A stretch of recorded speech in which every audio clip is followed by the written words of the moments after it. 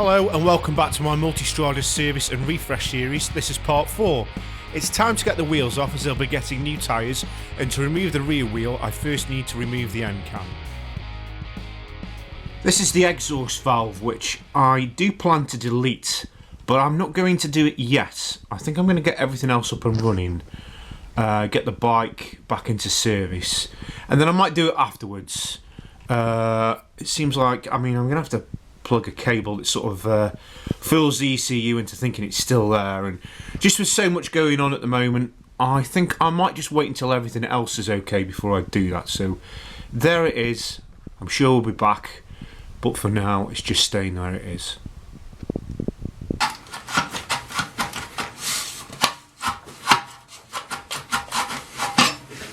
And there's the exhaust valve. Once again, it's nice to see something that I've spent a bit of time reading about and thinking about changing, but just for now that's staying where it is. I think the exhaust valve deletion is going to be a slightly later job. Okay, this is a future calling. You can see the exhaust valve's closed, but what I didn't know is that by default it's supposed to be open.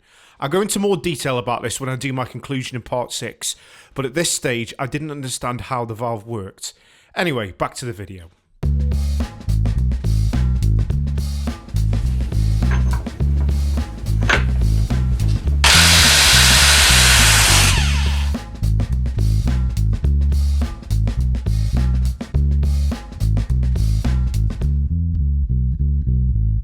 Moving on to the front wheel, the brake calipers will need to come off first, so it seemed like a good idea to put a couple of wooden blocks between the grip and the brake lever, just so I didn't accidentally squeeze the calipers shut.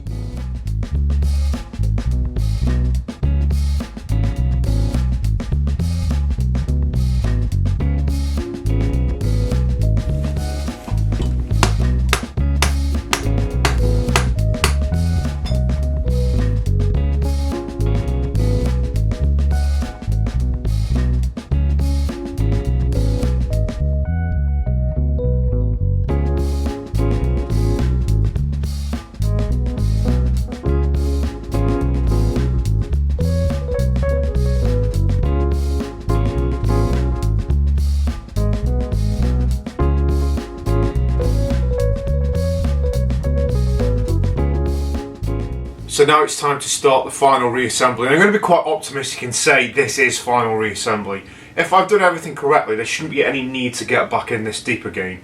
So the first thing I'll be doing is getting a fuel tank and then slowly putting everything back on the bike with a view to, getting it running. Probably won't put on the bash plates at the bottom because once I've got it running I want to do an oil change. That will need to be come off anyway so that I can do the oil change. So yeah, let's just see how we get on with this. Should take a few hours to get everything back on. I'll be doing it carefully, want all the panels to fit together nicely, not how they did before, that was very loose. Now everything should go on quite nicely. So yeah, just time to get started.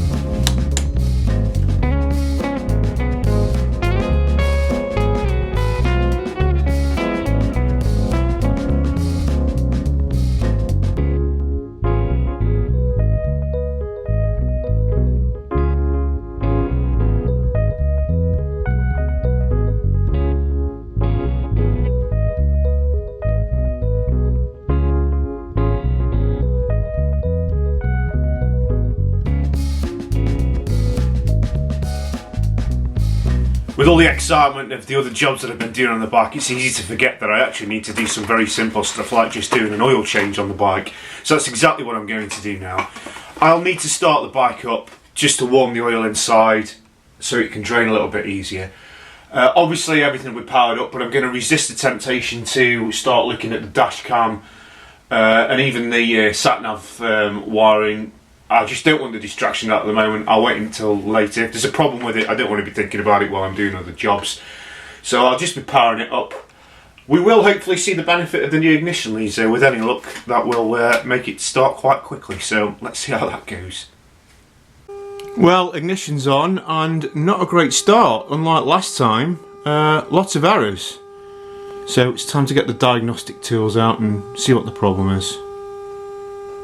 Well, thank God for the OBD star. One of them's the air sensor, which is in the nose fairing, the half fairing, which I had forgotten to put in. I've just popped that back in. The other one is the map sensor, which I thought I'd fixed a couple of months ago. So let's just give it another try and see if that improves. Oh, and also the battery's low in the key fob. Not surprising. I'll hunt another one of those out in a minute. Well, that seems to be alright. Don't know what the problem was with the map sensor. I will just do another scan of the trouble codes before I start it up.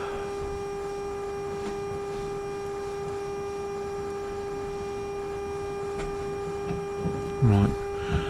Well, with those saying they're memorised, I wonder if that just means that it's had them before but hasn't got them now. Because the map sensor I sorted out a couple of months ago. That intake air temperature sensor I've just done, so let's just clear them all. Yes. I'm still quite new to using the OBD star, so there we go. That's what I like to see. They've all cleared. So yeah, let's try and start the bike. As I said, this will just be a quick 5 minute or so run just to get the engine warmed up so that I can drain the oil. Nothing more than that, really.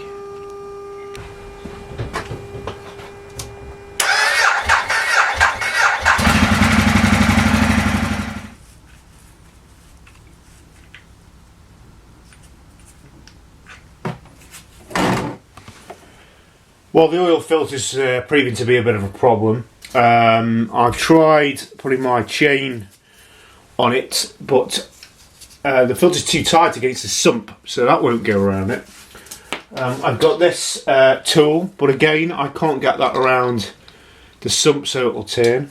Nowhere locally has got the proper 8 flute tool to put around this, and well, it could take days for it to come, which I don't really have the time for. I've got a bit of a deadline to get this finished, actually. Yeah, obviously it's not coming off by hand. So, as a last resort, and I like this about as much as you do, I'm going to have to drill through it and stick a screwdriver in it. I imagine this is going to make an awful mess, but I don't really have a lot of choice now. Yeah, so here we go.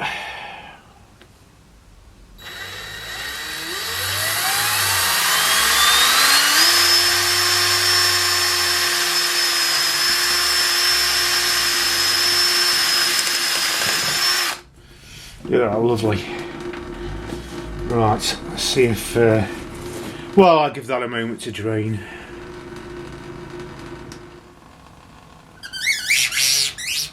Well, we've done it. I'm not exactly proud of that, but... Right, here's the sump plug that I removed, and you might have seen I really had to put a lot of force to get this out. The manual specs, I think 20 Newton meters of torque on this. Well, there's a lot more on that to take it out, and I was a little bit concerned that I'd rounded off the hex when I took it out. Now that I've cleaned it and properly had a look at it, it does seem like it's okay, but just to be on the safe side, and because I'm actually quite close to my local Ducati dealer, which is Ducati Stoke, I just popped down and got myself another one. It was only £11. So yeah, thanks Ducati Stoke. They're a great bunch of guys down there, and I was really glad that they got this. And I got myself a new copper washer as well. So that's going to be going in place of the old one, which yeah, might have been okay, but when it was so easy to replace, why chance it?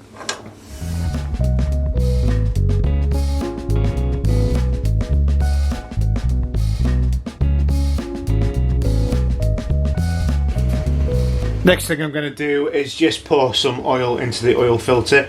These are both exactly the same. This is just from when I did my Monster last year, so there's still a bit left over in that. I want to use that up first. Different packaging, but I've checked the barcodes, it's exactly the same thing, so I'll be using this first.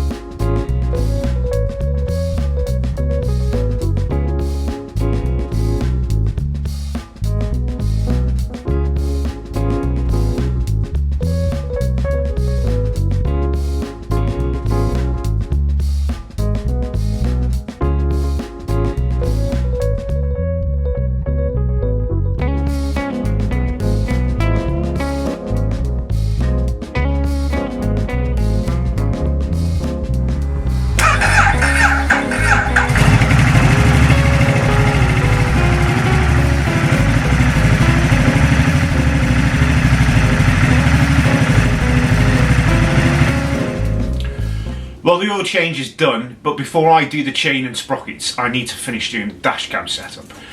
You probably remember before that I did a temporary installation of the front camera, which I've put in the nose, in the nostril, I suppose you would call it, in there. But looking at it now that everything's on the, everything's back on the bike, I see there's probably a good space for it to go in there actually. So I'm going to see if I can relocate it. It should be possible. I left enough slack on the cable to do it, so it should come through the top there, and I should get a better field of vision really, because I was worried that the side of the nose would obstruct the field of view. Otherwise the back camera's sort of in where I want it to be, but that'll all need leveling up once everything's in. I need to put in the GPS module, which I forgot to put in when I was doing everything earlier, and also the control unit will need to be installed as well. So it's time to get on with that.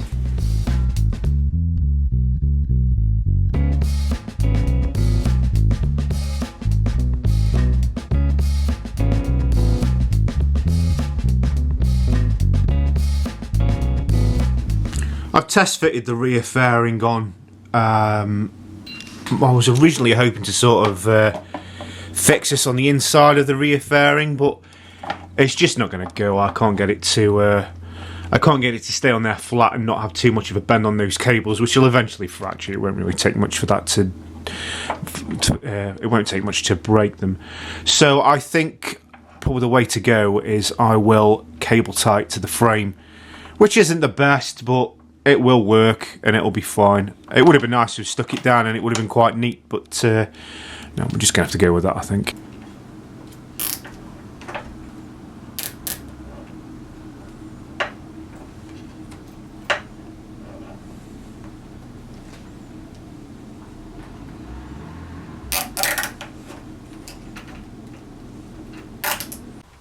Alright, just off camera I've put the rest of the cabling in. It's all coming out of here at the moment, but there's plenty of room in there for me to stuff it all behind. The other thing that's going to be a bit of a challenge is just the way that I've mounted it, is that the SD card's going to be a bit tricky to access. I've got a small one in there at the moment, but I'll probably put a much bigger one in there again soon. But then again, I suppose it's just going to be a matter of putting a new cable tie in there and wrapping it around again, so not too bad. Now, am I going to get lucky here? I hope so. Let's see. Yes. I think that's going to be... Yeah, oh yes, yes. Plenty of slack on that. Okay. Let's get the mounting brackets. So as I've managed to get that installed, it wasn't too hard really. Just split that, popped it through. Don't know if you'll be able to see underneath, but I use one of the deformable plates that comes with the cameras just to hold it in from the other side. But yeah, that seems pretty good. I'm happy with that. I wanted somewhere unobtrusive but accessible to mount the control unit, so it's just going on the left-hand mirror base. Well, I'm more or less lined up. The back is fine. The front is just tilted slightly. I've got to say though, I'm a little bit disappointed that they didn't mark the top of their camera with exactly where the top of the camera is. I thought like maybe the Innovv logo might have been it, but no, that's not quite on the centre line. So I would have to remove it all again and, you know, undo all that just to rotate it a few degrees, and as it is, it's fine. It's going to be able to identify anybody who might need to be identified. But yeah, a little bit disappointing. Wouldn't have cost you much to just put a little line on there to say where the centre of the camera was. I also got pretty lucky with the rear camera. I was able to put that under the plate for the top box. So together with the nose mounting for the front camera, I'm pretty happy with how that's worked out. Coming up in part 5, just the sprockets and the chain. We're so close now, almost back on the road. Thanks for watching, see you next time.